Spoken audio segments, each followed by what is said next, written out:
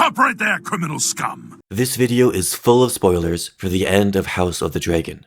So if you haven't read the books and you care about spoilers, click away now. I want you to leave. I have done videos on every Targaryen king up until this point in fake history, and a couple of those videos are good. The story of Aegon Targaryen III is one of tragedy, loss, and renewal. In the last video in this series, we looked at the reigns of Aegon II and Rhaenyra, who tore Westeros apart in their feud for the Iron Throne. Aegon III's reign began with the end of the brutal civil war that tore his family and realm apart, the Dance of the Dragons. Aegon was deeply traumatized by the war. His ship was attacked. He had to cling to his dragon's neck to escape the battle, which left his brother Viserys behind, and his half-brother Jacaerys to die in the fight.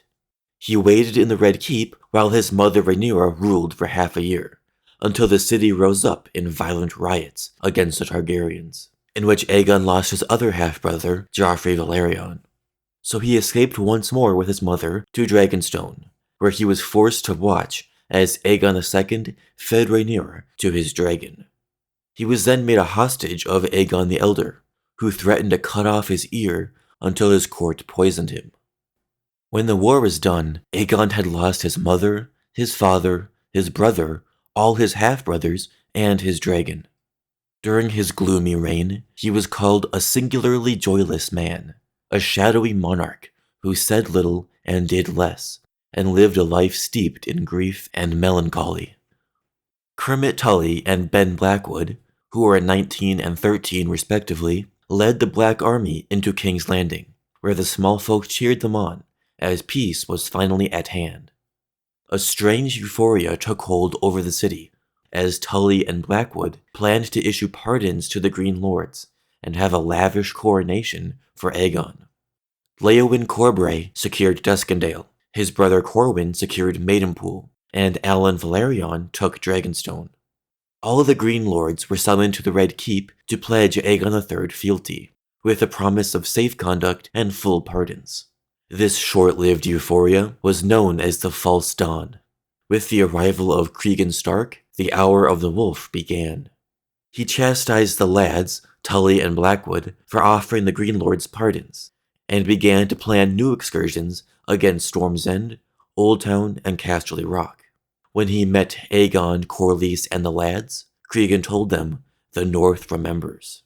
The Starks pledged Rhaenyra fealty, and fought for her in the Riverlands. Cregan himself only just arrived from Winterfell, but he meant to continue the war in Rhaenyra's name.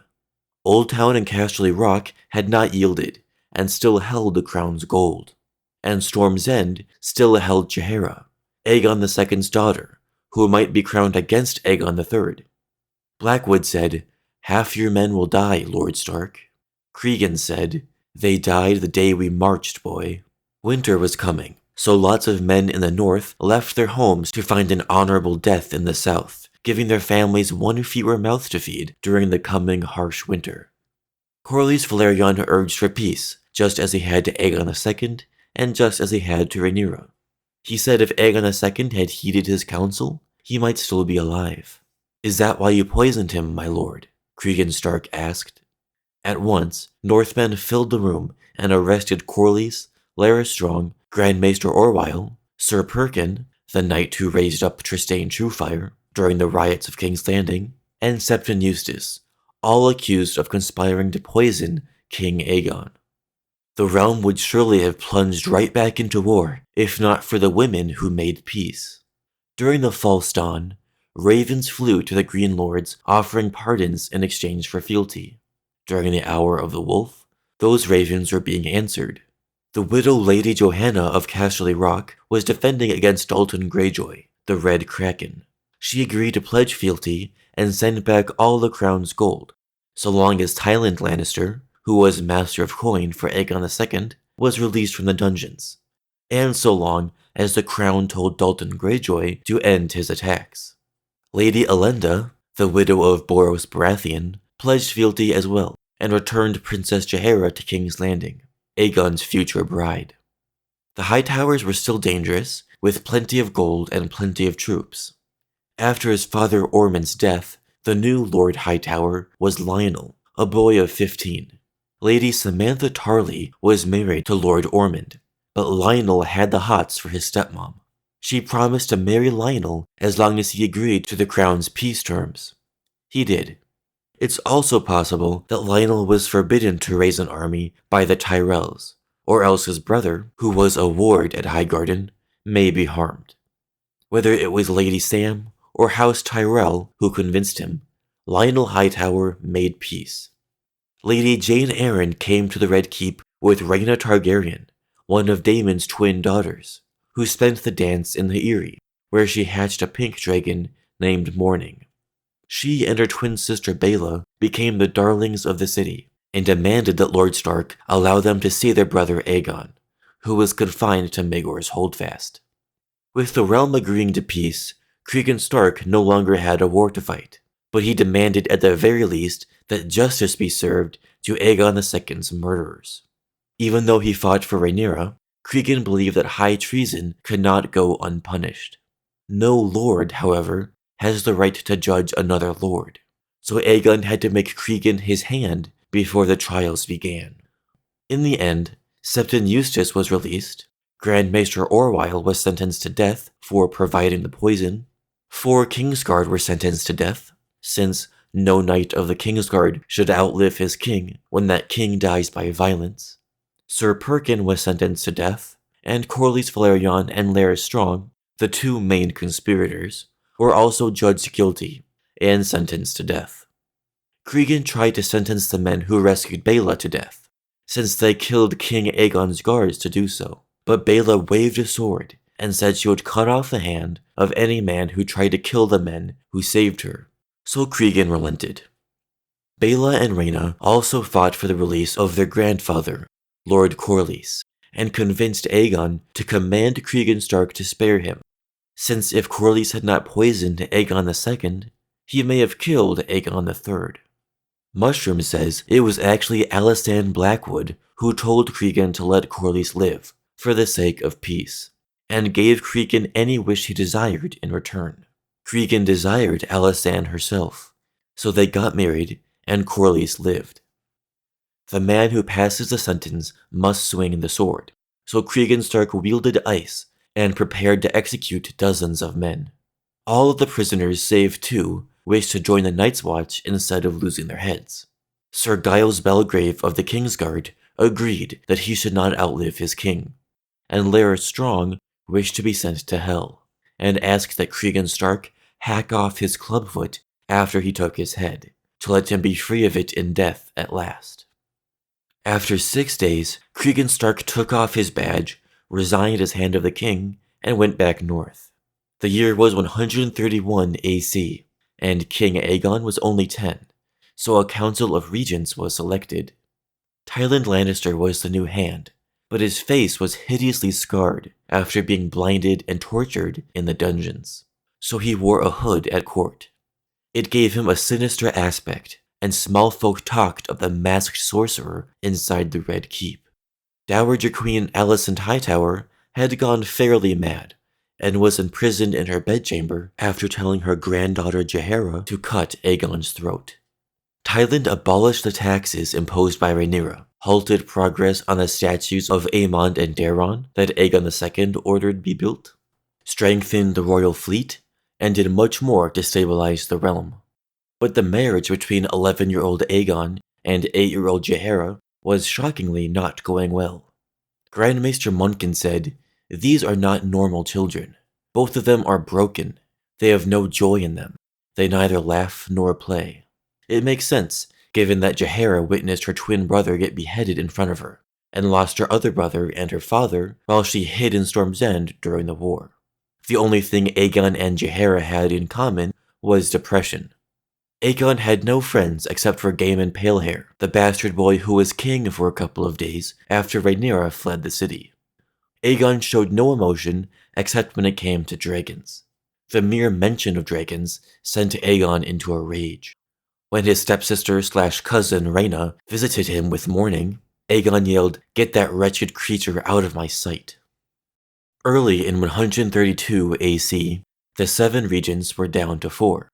Lady Arryn and Lord Caron left to defend against incursions to their land, and Corlys Velaryon collapsed on a flight of stairs. It is said that during the Sea Snake's funeral, the wild dragon cannibal flew overhead as a final salute. That is very cool, but probably not true. Baela and Rhaena were the face of the dynasty, attending feasts and greeting lords, while King Aegon and Queen Jaehaera kept hidden in their rooms. The Council of Regents needed to decide who Aegon's heir would be until he had a son. Aegon himself suggested his friend Gaemon. Others suggested Baela or Rhaena, but they were women, and Westeros just got done fighting a pretty big war to avoid a woman in charge. But if one of them had a son, then that boy would be Aegon's heir. So Baela and Rhaena needed to get married. The regents decided Baela would marry Lord Rowan, who, according to Baela, was 40 years my senior, bald as a stone, with a belly that weighs more than I do. Baela had also, allegedly, already slept with several of his sons. Baela went to Driftmark, told all this to Alyn Velaryon, and then married him instead. Rhaena married Corwin Corbray, wielder of Lady Forlorn, a Valyrian steel sword. Late in the year 132, winter fever swept across Westeros. Thousands died in the north, and in the new year, the disease reached King's Landing. The first sign of winter fever was a red face, which was followed by a rising fever, violent shivering, delirium, and bloody sweats. Death usually came by the fourth day. Queen Alicent died of winter fever, and in her last hours, she wanted to see her sons and Helena again, as well as old King Jaehaerys, who she had read to as a young girl. Surprisingly, Aegon emerged from his solitude and visited the sick folks, holding their hands and listening to their stories. When his hand, Tywin Lannister, came down with the COVID, Aegon sat with him as well, the man who once urged for his death when Aegon II retook King's Landing. Upon Tywin's death, the 12-year-old King Aegon showed signs of action for once in his life. He named 2 knights to his Kingsguard, summoned Lord Rowan to be his new hand, and brought Baela back to court as well, with her husband Alyn Velaryon, who Aegon intended to name the new admiral. Aegon made these orders without talking to his regents. Lord Unwin Peake was the most outspoken. He was Lord of Starpike, White Grove, and Dunsonbury, the castle that once belonged to House Manderley before their exile from the Reach. House Peake was powerful under the Gardener Kings, but their influence and gold decreased after Aegon's conquest, when the Tyrells were installed in Highgarden. Unwin Peake reversed all of Aegon's orders. He named Sir Marston Waters, the Kingsguard who stood by as Rhaenyra was burned by Sunfire, the new Lord Commander of the Kingsguard. Peake also gave white cloaks to his nephew and his bastard brother.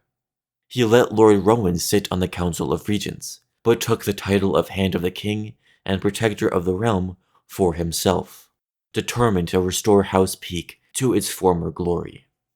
So Aegon went back into his sullen silence, as Unwin Peake ruled Westeros for the remaining 3 years of the Regency.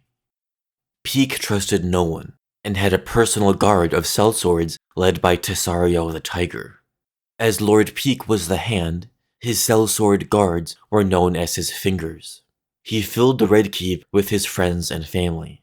He essentially had the selfishness of Littlefinger without the political cunning, as we'll see. Unwin Peake ignored Aegon whenever possible, and treated him more like a sulky boy than like a king. Aegon did have to preside over the feast day of our Father above, a holy day celebrating the Father, an aspect of the 7 representing judgment. On feast day in 133 AC, Lord Peake emptied the dungeons of the Red Keep. 68 criminals were dealt with in one way or another, while Aegon watched silently. Lord Peake increased the royal fleet, so the crown would be less dependent on House Velaryon, and installed his uncle as the fleet's commander. They were tasked with taking the Stepstones, which were being fought over by the free cities. Alyn Velaryon took matters into his own hands, and sank over 30 Braavosi ships. The small folk of King's Landing hailed him as Alan Oakenfist, and he brought an elephant back for Aegon, but Lord Peake was angry, since Alyn didn't actually take the Stepstones, and only allowed Recallio Rindune's pirate kingdom to grow. To rid himself of Alyn Oakenfist, Unwin Peake devised a plan. He would command him to sail to the Iron Islands and end the struggle with Dalton Greyjoy for good. If Alyn died, Peake no longer had to deal with him. If Alyn was successful, Peake no longer had to deal with the Greyjoys. Win-win for Unwin. Later in the year, Queen Jaehaera Targaryen died at the age of 10. She was found impaled on the iron spikes below Maegor's holdfast, the same way her mother Helaena had killed herself. Her death was marked down as suicide, but wiser men believed Lord Unwin Peake was responsible. Peake knew that Aegon was not likely to get an heir from Jaehaera for many years, and since Rhaena had a miscarriage, he wanted to avoid the heir being the potential son of Baela and Alyn Velaryon, who he hated. Peake needed Jaehaera to die, so Aegon could marry an older girl who could give him a son, like his own daughter, Muriel Peake. 7 days after Jaehaera's death, Unwin announced his plan to wed Aegon to his own daughter. Wait, I think I've seen this one before. The other regents believed he was overstepping his rights, so instead, houses from every corner of the realm sent their eligible daughters and sisters to the Red Keep to be presented before King Aegon. A grand ball was held on Maiden's Day. Over 1,000 girls attended, and it became known as the Maiden's Day Cattle Show. Aegon sat the Iron Throne while each girl was announced, but never gave more than a courteous nod or a short greeting to any of them. When the show was nearly over, a horn blast announced the dramatic arrival of the Dragon Twins, Baela and Rhaena, who rode their horses into the throne room. With them came Daenerys Velaryon, the 6-year-old daughter of Daeron Velaryon, and granddaughter of Vaemond, who Rhaenyra had fed to Syrax. Daeron died fighting in the Stepstones, and Daenerys' mother died of the winter fever, but their daughter was surpassingly beautiful. At the foot of the Iron Throne, Rhaena said, "Brother, if it please you, we have brought your new queen." She had the blood of old Valyria, and was said to be a bright, sweet, happy little girl, the perfect antidote to the young king's gloom. Her eyes were as blue as the summer sea, while Aegon had purple eyes so dark they were almost black. Unwin Peake was angry at Aegon's decision to marry Daenerys, but there was nothing he could do. And since Daenerys was only 6, Aegon could go back to his loneliness and not have to worry about producing an heir. At sea, Alyn Velaryon's first stop was at the Stepstones, where he met with Recallio Rindune, who agreed to let Alyn pass in exchange for 3 ships, an alliance, and a kiss from Princess Baela. Alyn's next stop was Dorne, where Princess Alejandra Martell gave him supplies, and according to some, they had a bit of sex as well. He then stopped at Oldtown, where he became close friends with Lord Lionel Hightower and his paramour, Lady Samantha. Finally, when Alyn Velaryon reached the Iron Islands, he found that his work was already done for him. One of Dalton Greyjoy's salt wives had cut his throat while he slept. The Greyjoy fleet dissolved, and the Lannisters were saved. On his journey back, Alyn stopped once more in Sunspear. During dinner with Princess Alejandra, a man from Lys named Drozenko Rogaire whispered something into Alyn's ear. This made him change course and set sail for Lys. Back in the Red Keep, Queen Daenerys' sunny nature brightened King Aegon somewhat. He was seen about the castle more than before, and even began to attend small council meetings. But every time he'd speak, Lord Unwin said Aegon was wasting their time, so he stopped attending. Unwin Peake was sour and bitter, and jealous of Alyn Velaryon, who he said was dripping with undeserved acclaim. So Unwin Peake coped and seethed, while Alyn Oakenfist had returned at last from Lys. Aegon and Daenerys rode out to the docks to greet him. Aegon said, "We are glad to have you safe home, my brother." Alyn replied, "You have honored me with your sister's hand, and I am proud to be your brother by marriage. Yet I can never be your brother by blood. But there is one who is." A silver-haired boy and an older woman emerged from the ship. King Aegon began to weep as he ran to the boy and hugged him. The treasure Alyn Velaryon found in Lys was Viserys Targaryen, Aegon's beloved little brother. Aegon had never forgiven himself for leaving Viserys behind at the Battle of the Gullet when he escaped on his dragon. The broken king felt himself unworthy to sit the Iron Throne. Viserys once again became Aegon's closest companion, lifting the king from his loneliness and his gloom. He was 2 years younger than Aegon at the age of 12, but he was married to Lara Rogaire of Lys. Viserys had been a hostage of her father, Lysandro, a wealthy Lysene banker, who made a deal with Alyn Velaryon. This deal made Unwin Peake very, very angry. Alyn agreed to pay the Rogaires 100,000 golden dragons in exchange for Prince Viserys, as well as move the crown's gold from the Iron Bank to the Rogaire Bank, and give lordships to Lysandro's sons. Unwin Peake resigned, and the Council of Regents appointed Lord Rowan, Aegon's initial choice, as the new Hand of the King. Viserys became Aegon's heir, and a year later, Lara gave birth to their first son, who Viserys named after his brother, and who would eventually become known as King Aegon the Unworthy. The period of wealth that followed the Rogaire arrival in King's Landing was known as the Lysene Spring. The North was starving, the Iron Islands were in a power vacuum in the wake of Dalton Greyjoy's death, and the Vale were in a power vacuum after Lady Jane Eyre died of sickness. But King's Landing prospered at least. To solve these issues, Hand of the King Lord Rowan sent food up north, though it was nowhere near enough, commanded the Lannisters to stop fighting the Greyjoys for revenge, and commanded the claimants to the Vale to come to the Red Keep and present their cases, though neither the Lannisters nor the Arryns did as he wished. Finally, the spring came.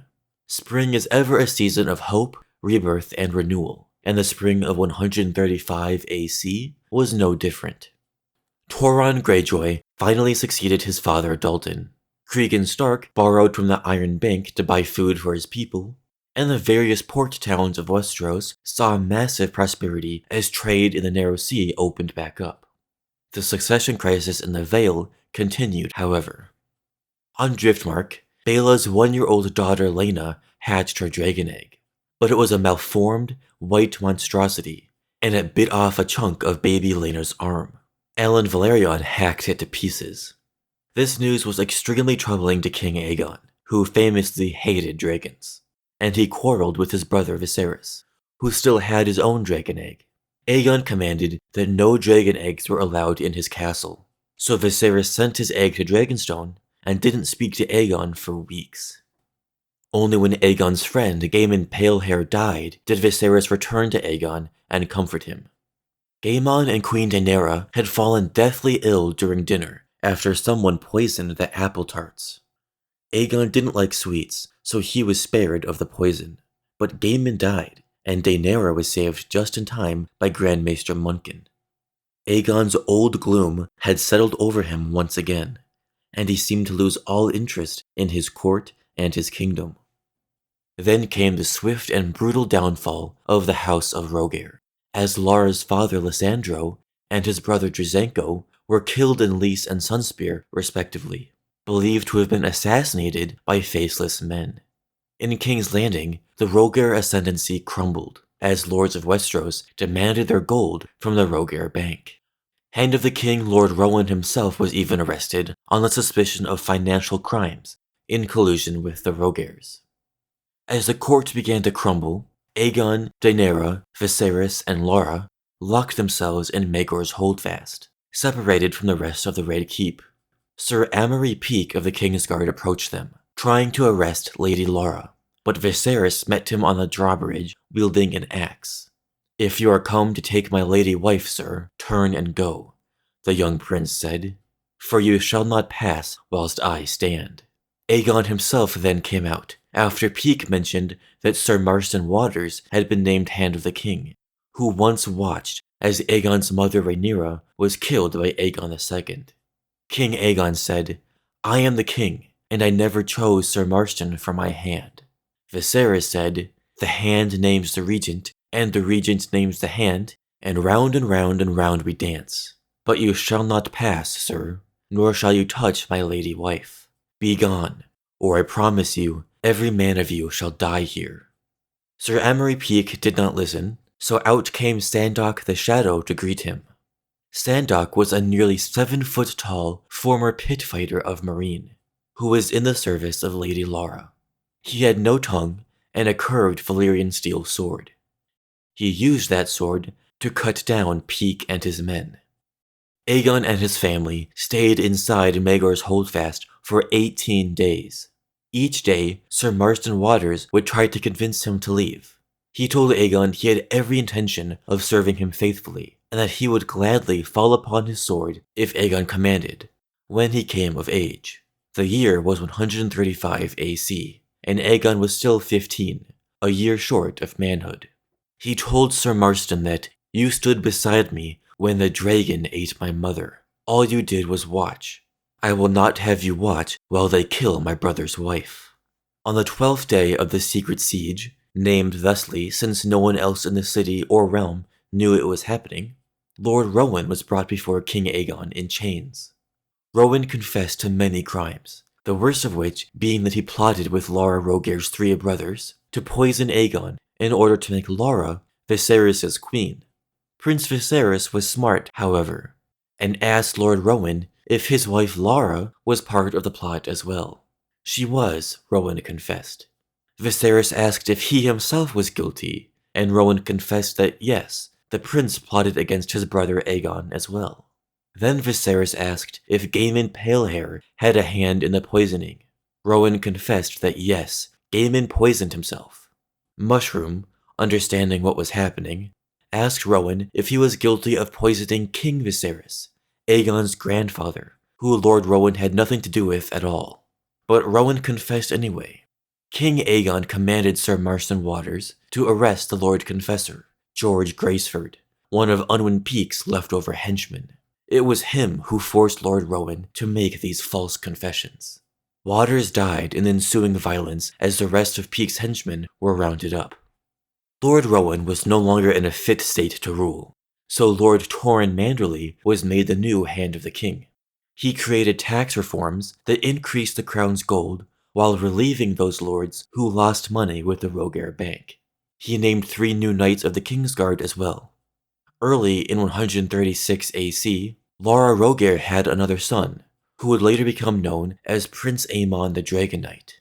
His brother Aegon was caught beating him in his cradle with his dragon egg. With Aegon's 16th name day approaching, Lord Manderly planned out a royal progress of Westeros, a grand tour in which Aegon and Daenerys would visit each corner of the realm. Maester Munkin told Aegon that spring is a time for new beginnings, and this will mark the true beginning of your reign. On the morning of Aegon's 16th name day, he walked into the small council chamber, shocking his regents. "Lord Manderly," Aegon said, "pray tell me how old I am, if you would be so good." "You are 10 and 6 today, your grace," Lord Manderly replied. "A man grown. It is time for you to take the governance of the 7 kingdoms into your own hands." "I shall," King Aegon said. "You are sitting in my chair." "There would be no royal tour," Aegon declared. "If any man requires words with me, he will find me on the Iron Throne. Nor would there be a birthday feast. All the food should be given to the small folk." At last, Aegon said, "Consider yourselves free to go. I shall have no further need of regents." And thus did the rule of the regents come whimpering to an end, as the broken reign of the broken king began. This is where Fire and Blood ends. It goes in depth on the reigns of each king from Aegon I through the regency of Aegon III. But Aegon III would reign for another 21 years. The rest of what we know comes from The World of Ice and Fire and various other sources. Aegon's youth was stolen by the Dance of the Dragons and his manipulative council of regents. When he finally ascended the throne, he was melancholy to the end of his days, found pleasure in almost nothing, and locked himself in his chambers to brood for days on end. He hated being touched, even by his queen, but eventually he and Daenerys had 2 sons and 3 daughters. Daeron, his heir, was named Prince of Dragonstone. Aegon was cold to those he ruled, but his brother Viserys was charming. They made a good team, until Viserys' wife, Lara Rogear, left King's Landing in 139 AC and went back home to Lys. From then on, Viserys was nearly as gloomy as his brother. King Aegon was at one point convinced to attempt to restore House Targaryen's dragon power. He hired 9 mages from Essos to work spells on a clutch of dragon eggs, but no dragons ever hatched. The World of Ice and Fire tells us that there were 4 dragons still living at the start of his reign: Silverwing, Morning, Sheepstealer, and the Cannibal. Yet Aegon III will always be remembered as the Dragonbane, for the last Targaryen dragon died during his reign in the year 153 AC. So we don't know how Rhaena's dragon Morning died, and the whereabouts of the other 3 dragons were forever unknown. The last dragon was a small, sickly green female, who laid a clutch of eggs before dying. Some rumors say that King Aegon poisoned her for his fear of dragons. Nevertheless, it was said that magic had begun to go out of the world the day the last dragon died. Not for 145 years would the night come alive with the music of dragons once more. Aegon the Dragonbane died at the age of 36 from consumption, or tuberculosis, a bacterial infection of the lungs. He reigned for 26 years, from 131 to 157 AC. The melancholy king is not remembered fondly, and his legacy would pale before that of his sons. His heir Daeron would become known as the Young Dragon, a famous warrior king who fought to bring Dorne into the kingdom of Westeros. But his story will be featured in my next video in the series. Let me know in the comments your thoughts on Aegon III's melancholic reign, and how much of his regency you think will be adapted in House of the Dragon. Thanks for watching and subscribing.